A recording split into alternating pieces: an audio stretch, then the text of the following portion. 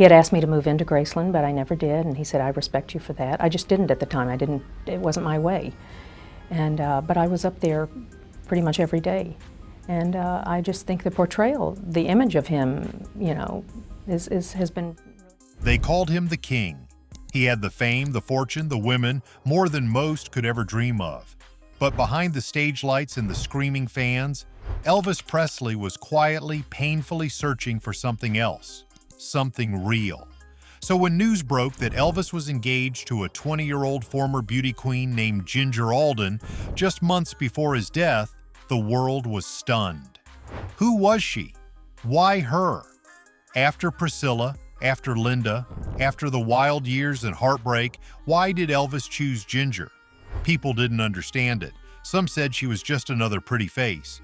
Others thought it was a last-minute fling, a man chasing youth.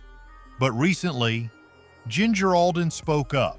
After years of silence, she finally revealed the real reason Elvis was drawn to her, and it's not what you think.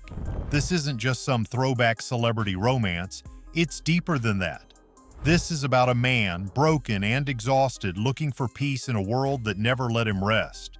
It's about a woman who walked into his life at the most vulnerable time and gave him something no one else could. In this video, we're going behind the headlines. We're going into the heart of Elvis Presley and the truth about his final love.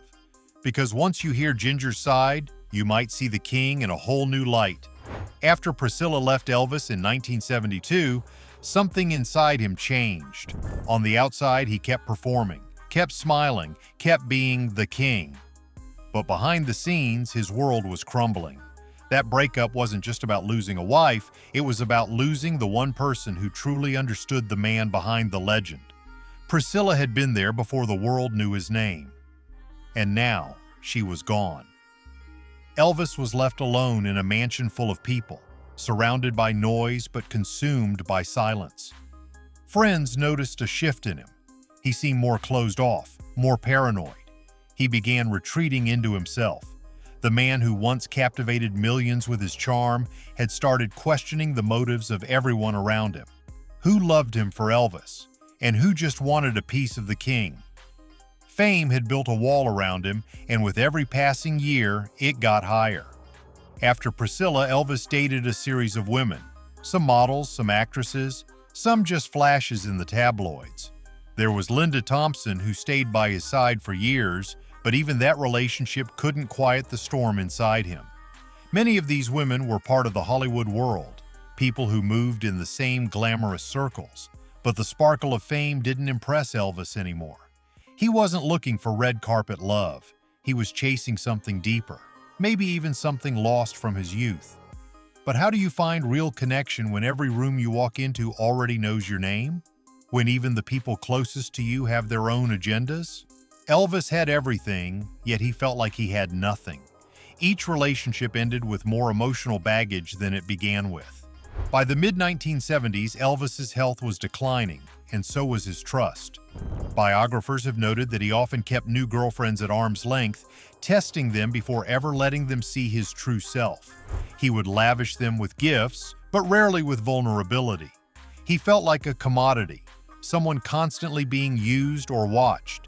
He once said, "I'm so tired of being Elvis Presley." That line hits hard because it wasn't about fame fatigue. It was about a man drowning in isolation, playing a role he couldn't step out of. His nights became longer, his circle smaller. The few friends who remained often found him quiet, reflective, and emotionally exhausted. He wasn't chasing the spotlight anymore. He was chasing stillness. And when you're that famous, that rich, that surrounded, finding stillness is almost impossible. In his inner circle, the so-called Memphis Mafia couldn't fill the emotional gap. Either could the shows, the fans, or the gold records. At this stage in his life, Elvis wasn't looking for another trophy girlfriend or a party companion. He needed someone who didn't want the Elvis Presley the world knew. He needed someone who could see him as a man, flawed, fragile, and in need of healing. Some say he had moments of that with Linda Thompson, but even that eventually faded. His relationship history painted a pattern. Brief highs followed by emotional crashes, and the crashes were getting harder to recover from. Every new romance came with hope, but also with fear. that this too would fall apart. The king of rock and roll was, in truth, a man craving peace and companionship, not flashbulbs and fanfare. So by the time Ginger Alden entered the picture, Elvis wasn't just another celebrity looking for love, he was a man standing at the edge, physically, emotionally, spiritually. The chaos of his past relationships, the pressure of his persona, the weight of fame, it had all taken a toll. Ginger didn't arrive during his glory days. She came into his life during one of his darkest chapters. That matters, because for the first time in years, Elvis saw someone who wasn't trying to relive his past or benefit from his name. She was young, yes, but she was also calm, grounded, and outside the bubble of showbiz politics. And in that calm, Elvis found something he hadn't felt in a long time: safety. This wasn't about whirlwind romance or passion, this was about rest. Ginger represented a pause, a breath, a soft place to land. And that's something even the king needed. Ginger Alden wasn't from Hollywood. She wasn't chasing stardom, and she wasn't someone you'd expect to catch the eye of Elvis Presley. She was a young beauty queen from Memphis, graceful, poised, and untouched by the chaos of celebrity life. At just 20 years old, she was living a quiet life with her family, worlds away from the glitter and pressure of show business. What made her path cross with the king of rock and roll? Her older sister, Terry Alden, was working as a wardrobe assistant at Graceland. One day, she brought Ginger along, just casually introducing her to Elvis. That moment, as simple as it sounds, changed everything. Elvis, who had seen more glamour and artifice than most people could imagine, found himself captivated by someone who didn't seem to want anything from him. Ginger didn't try to charm him, impress him, or play any games, and maybe that's why he couldn't stop thinking about her. What stood out about Ginger wasn't just her beauty, it was her calmness. In a world that constantly revolved around Elvis, Ginger didn't orbit him like a starstruck fan. She was quiet, respectful, and a little shy. Where others might have tried to impress him with stories or flirtation, Ginger simply listened. And that silence, that stillness, said more than words ever could. For Elvis, who was used to being the center of attention, her peaceful energy was magnetic. She didn't treat him like a god. She treated him like a man. It wasn't long before Elvis began inviting her over more often. There was a gentleness in their interactions. No pressure, no show. Just conversations, laughter, and connection. Ginger was unlike anyone he'd been with before. She wasn't chasing fame or looking for headlines. She was just present. And to a man as weary and guarded as Elvis, that kind of authenticity felt rare, even sacred. For Ginger, meeting Elvis was surreal, but not overwhelming. She later shared how surprised she was by his vulnerability. He wasn't the loud, flashy figure she'd seen in magazines or on stage. Instead, he was thoughtful, curious, and often soft-spoken. He asked her questions about her life, her dreams, her family, and when she answered, he really listened. Ginger noticed that he seemed almost relieved to talk to someone outside the entertainment bubble. She saw glimpses of a man who was deeply spiritual, deeply emotional, and desperately seeking peace. Elvis would often open up about his struggles, his health, his fame, the loneliness that came with being Elvis Presley. Ginger didn't try to fix him. She didn't offer cliches or advice. She just offered presence. In return, Elvis started to trust her with parts of himself that few ever saw. That trust, slowly but surely, began to build something real between them. Something grounded, something honest. Elvis had spent years surrounded by people who wanted things from him. Managers, hangers-on, even some of his past relationships. With Ginger, it was different. She didn't need him to be the king. She didn't even grow up obsessing over his music. She was a young woman with her own life, her own identity, and that gave Elvis space to breathe. He once told a friend, "Ginger reminds me of a simpler time, before all of this." And that's exactly what she represented. Simplicity, peace, a chance to feel normal again. Ginger would often just sit beside him while he played the piano or read spiritual books. No camera flashes, no headlines, just moments. And in those quiet moments, Elvis found something he'd been searching for. Not excitement, but stillness. She wasn't part of the world that drained him. She became his escape from it. The more time they spent together, the more he opened up and the more he seemed to soften. Ginger didn't fit the mold because the mold was never meant for someone like her. She wasn't trying to be a celebrity girlfriend. She wasn't trying to change him, manage him, or become part of his legacy. She was just being herself. And that was enough. Elvis, for all his fame and fortune, didn't want someone to idolize him. He wanted someone to see through the myth and recognize the man underneath. Ginger did. She saw the pain behind the smile, the exhaustion behind the sparkle, and instead of walking away from it, she stayed. Their relationship wasn't perfect and it would go through its share of complexities. But in that early chapter, what mattered most was this. Elvis felt seen, and not by a fan, not by a follower, but by a person. Ginger's presence reminded him of something he'd almost forgotten, that even legends are human, and even kings need kindness. And for a while, that kindness changed everything. The world saw Elvis Presley as a legend, a larger-than-life icon wrapped in rhinestones and bathed in spotlight. But behind closed doors, Ginger Alden saw someone else entirely. To her, Elvis wasn't just the king, he was deeply spiritual, often lost in thought, and surprisingly gentle. He loved reading books about religion, life after death, and Eastern philosophy. He would sit for hours, turning pages slowly, sometimes reading passages aloud, asking Ginger what she thought it all meant. There was a searching in him, a hunger for meaning that went far beyond the stage. Ginger described him as someone craving truth, not applause. He spoke about God, about destiny, and about wanting to do something greater with his life. This was the Elvis she grew to know, not the superstar, but the seeker. And in those quiet moments, when it was just the two of them, no fans, no headlines, she began to understand the depth of his pain, but also the beauty of his soul. As their relationship deepened, Elvis began to let down walls he'd spent years building. He talked to Ginger about his dreams, some that still burned bright and others that had dimmed with time. He confessed fears he rarely admitted out loud. Fear of being forgotten, fear of dying young, fear of being misunderstood. He was tired not just physically, but emotionally. He didn't trust many people, and for good reason. But with Ginger, he found something different. He felt safe. He could speak without filtering, feel without performing. Their conversations would drift late into the night. They'd talk about everything: love, loneliness, purpose. Sometimes he'd recite poetry to her, not the showy kind, but the kind that came from the heart. Other times, he'd play piano softly and tell her stories from his childhood, stories laced with nostalgia and sometimes regret. These weren't the moments captured by cameras. They were moments made of quiet and care. Ginger wasn't just listening, she was holding space for the man behind the myth. There was something healing in their routine.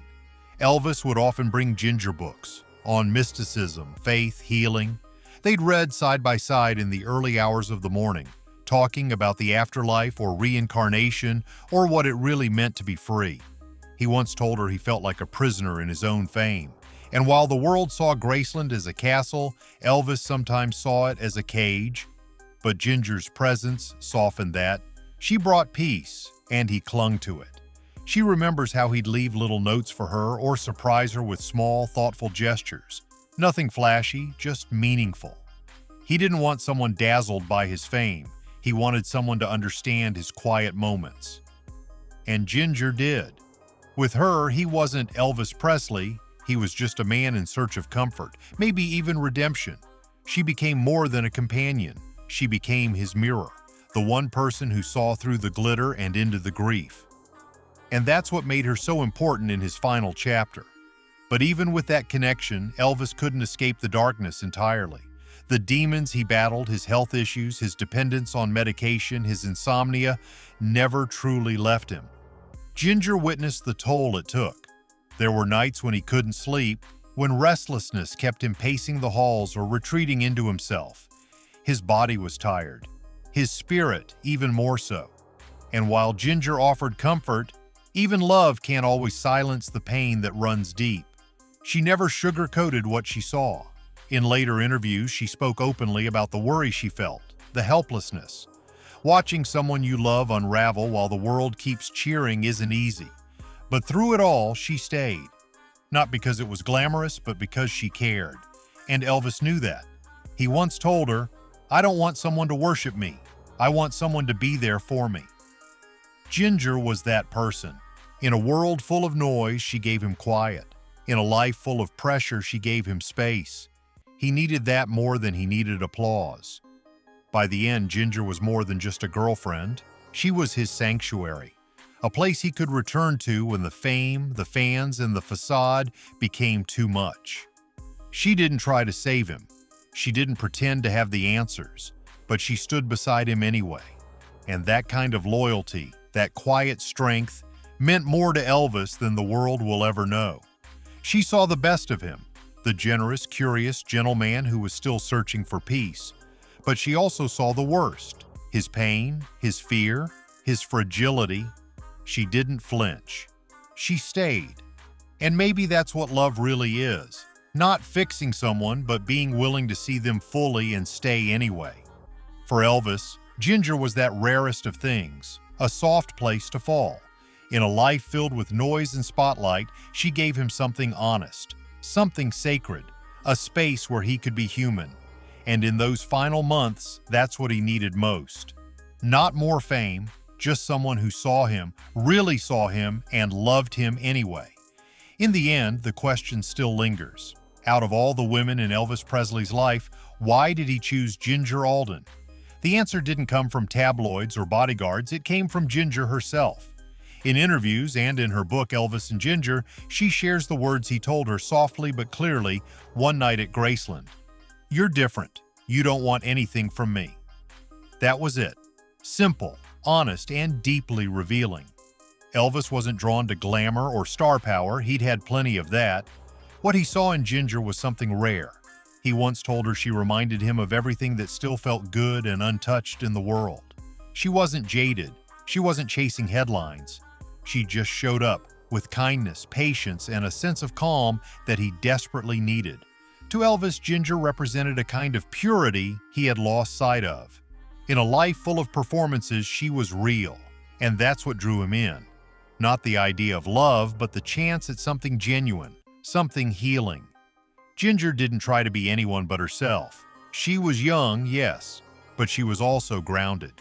She hadn't grown up chasing fame or living in Hollywood circles. Her world was quiet, and Elvis found comfort in that. To him, she symbolized a new beginning, a future that wasn't tangled up in the chaos of his past. He told her he felt safe around her, that she made him want to slow down and think about the life he still had left. In the haze of Graceland's endless nights, Ginger became his anchor. And when he slipped that engagement ring on her finger, it wasn't just a gesture of romance, it was a declaration of hope. For Elvis, Ginger was a lifeline, a reminder that maybe, just maybe, it wasn't too late to start over. That even after the fame, the loss, the exhaustion, there was still something worth holding on to. Ginger wasn't a last fling. She was the future he dreamed of when no one was watching. When we look back at Elvis and Ginger's story, it's easy to miss the quiet beauty of it.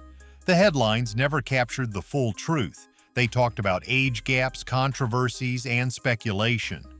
But beyond all that, this was a love grounded in something deeper. Understanding, peace, and a search for meaning. Ginger was with Elvis during the final chapter of his life, a chapter no one else got to share. She saw the late-night thoughts, the books on spirituality, the prayers, the private tears. She wasn't just a girlfriend, she was his witness, his confidant. The person who saw him not as a rock legend, but as a man trying to find light again. And maybe that's the part of the story that still matters most. Because in the end, Elvis wasn't searching for fame or adoration. He was searching for someone who saw past the glitter and saw him. Just him. That's the lesson their story still teaches us today. No matter how big the spotlight, no matter how loud the applause, everyone just wants to be seen for who they really are. Elvis had everything money could buy, but what he wanted most was something real. And in Ginger, he found a glimpse of that. Their love wasn't perfect. It was short, fragile, and often misunderstood. But it was real. And maybe that's all any of us can hope for. So the next time you hear Elvis's name, think beyond the jumpsuits and the screaming crowds. Think of the man who read poetry at night, who dreamed of peace, and who found comfort in a young woman who asked for nothing but his truth. If you believe more people should hear this side of Elvis, the human side, share this video. Because behind the legend was a man. And behind that man, for a brief and powerful moment, was someone who truly saw him. If this side of Elvis's story moved you, if you believe more people should see the man behind the legend, don't keep it to yourself. Like, share, and leave a comment. Let's make sure the world remembers not just the king, but the heart behind the crown.